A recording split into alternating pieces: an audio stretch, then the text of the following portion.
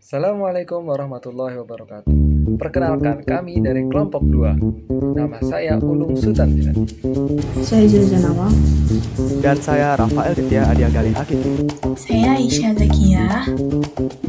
Saya Akmal Khairi Ahmad. Saya Lizzie Agita Putri. Saya Alian Cinti. Saya Feza Rizka. Saya Sharon Theodora Rumuda. Saya Tasya Rahmadina dan ini adalah video profil proyek kelompok 2.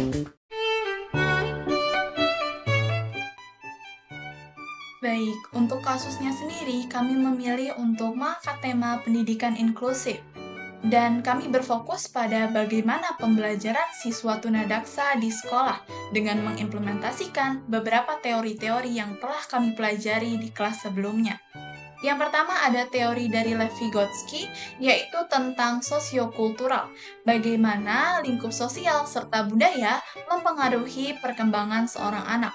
Dan yang kedua ada juga teori dari Jean Piaget, yaitu teori perkembangan kognitif, bagaimana perkembangan kognitif dari seorang anak dalam memproses hal-hal yang bentuknya abstrak, contohnya mata pelajaran. Dan tentunya kedua teori ini akan dikaitkan dengan subjek kami, yaitu penyandang tunadaksa.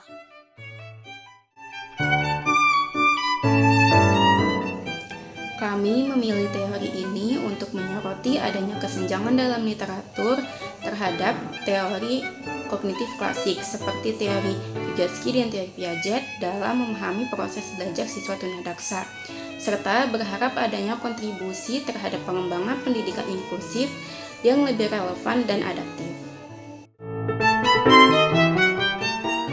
Rekomendasi yang dapat diberikan berdasarkan teori Piaget adalah salah satu langkah utamanya dengan melakukan penyesuaian kurikulum untuk para siswa tunadaksa yang memungkinkan mereka untuk belajar sesuai dengan tahap perkembangan kognitifnya.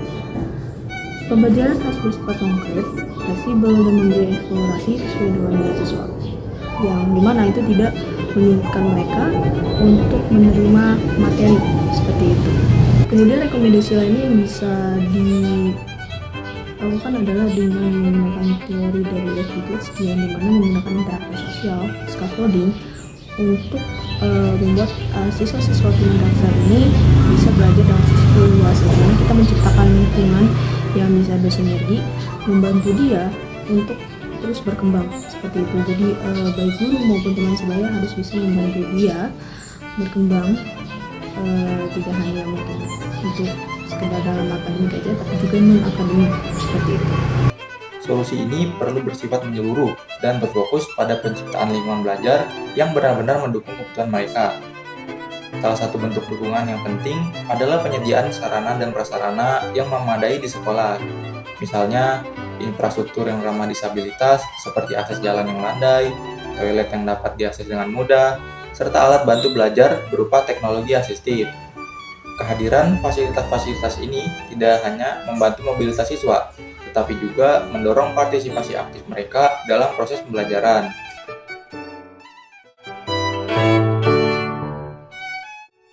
Lalu yang terakhir ada kesimpulan.